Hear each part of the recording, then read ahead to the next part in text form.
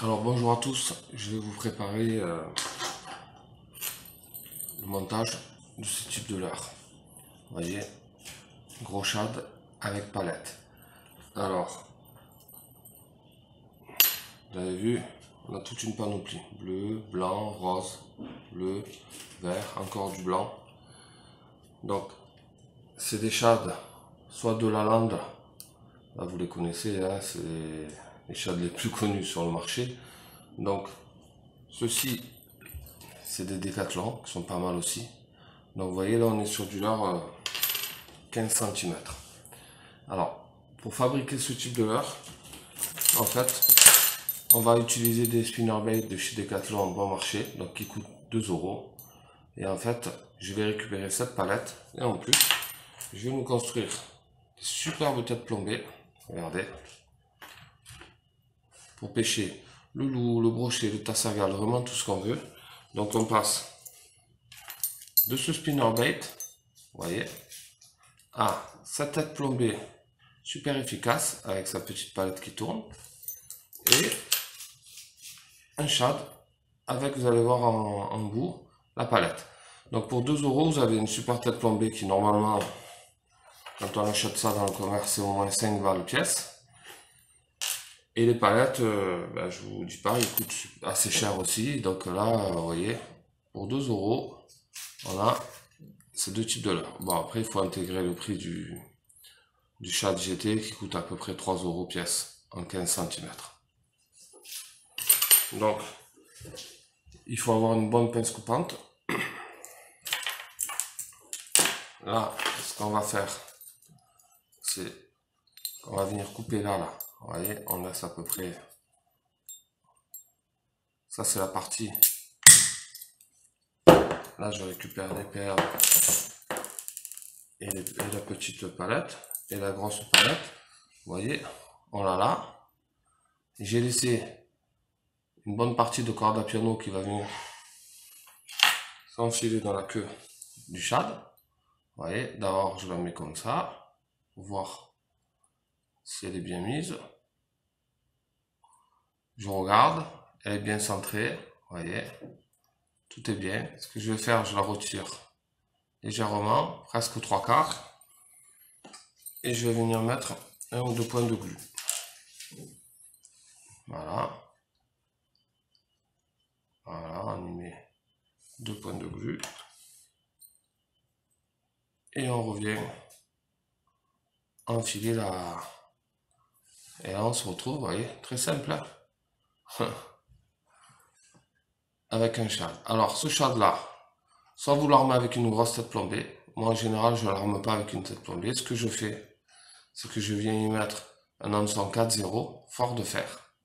Au bout de cet hameçon, souvent je viens faire le montage que je vous ai montré sur les autres types de leurres, dans les autres vidéos, avec le gros plomb rouge de 80 grammes ou 100 grammes, qui est monté sur un anneau brisé avec un émerillon en tête pour pouvoir relier à mon cordelier. Soit je le monte en direct, ou alors je peux aussi mettre mon hameçon 4-0 et le mettre, comme je vous ai montré sur les autres vidéos, sur le fil. Voilà, moi en général, ces leurres-là, je les utilise en traîne pour le loup, ou alors pour le denti, pour la liche aussi l'été. Et par contre là, je mets mon hameçon 4-0, un plomb de 80 à 100 grammes, anneau brisé et émerillon en bout. Et je viens les traîner le long de l'embouchure du Rhône. Là, pour les loups, c'est excellent. On peut faire autant pour le brochet. Quand je suis sur Asparon, je le fais pour les gros brochets. Voilà. Donc là, on a fini le shad. Je le mets dans ce truc en plastique pour que la colle elle puisse continuer de sécher et qu'elle ne sache pas, qu'elle ne vienne pas se prendre sur autre chose. Vous voyez, je laisse là. Et là, je me retrouve. Alors, il est où ce.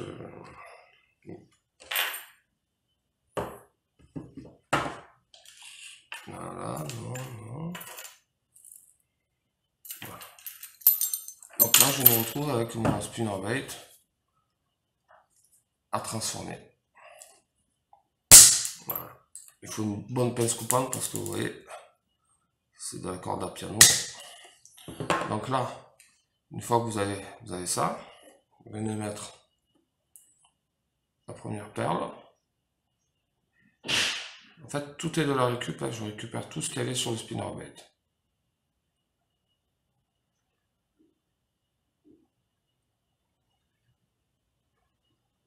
Ce qui se passe aussi, c'est que en fin de compte, vous voyez, là je viens de le mettre, c'est que j'ai regardé le prix des palettes et en fait ça valait plus le coup d'acheter des spinnerbaits bon marché que d'acheter des palettes séparées.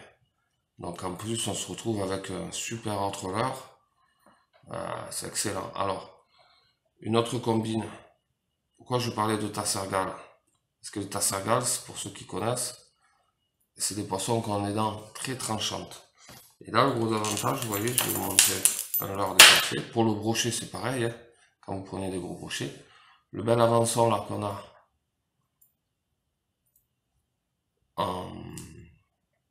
en corde à piano, ben, il va protéger des dents du brochet, des dents du tassergal. Vous voyez là, les billes, je les ai collées aussi. Donc là,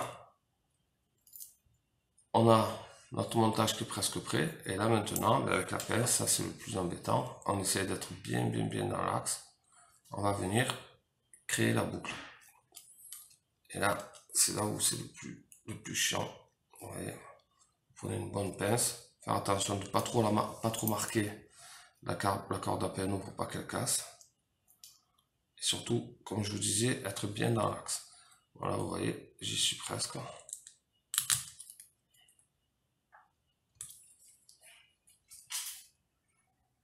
Voilà.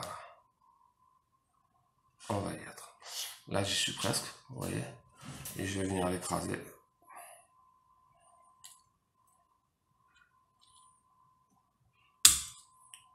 Voilà, je veux absolument pas qu'il y ait de risque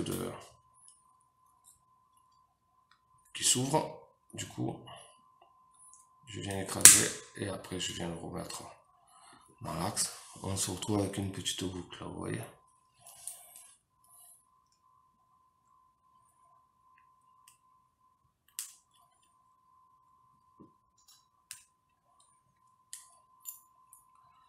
Donc voilà.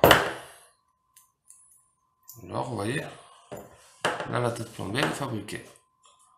Et là, vous pouvez venir lui mettre un anneau brisé avec un émerillon. On peut venir lui mettre un plomb supplémentaire si on veut la plomber plus, parce que là, on est plombé à 10 grammes ou 11 grammes. Voilà, vous voyez. Si elle n'est pas très bien dans l'axe, là, elle est moyennement dans l'axe. Donc, je vais venir la travailler un petit peu. Et là, elle est parfaitement dans l'axe. Ça, c'est important, hein, pour que le leurre nage bien. Et là, au bout, ben moi, par exemple, pour l'embouchure du Rhône, je vais venir lui mettre un petit chat de 10 cm blanc, qui va venir dépasser à peu près de ça, et il va avoir les effets phosphorescents, plus cette fameuse palette qui va tourner quand vous allez être dans l'animation du leurre. Voilà les amis, à bientôt.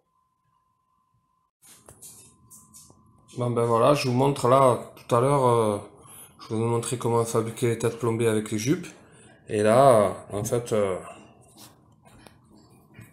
on a mis un shad blanc sur celui-là, un shad orange et jaune plus haut sur celui-ci. Là, on a un shad un peu plus fin, c'est un shad finesse jaune. Vous voyez, on peut les habiller vraiment comme on veut. Et là, en troisième, un petit shad blanc finesse. Voilà. Et là, on va plutôt viser le loup avec ce type de leurre, mais on pourrait aussi l'utiliser pour le brochet. Voilà.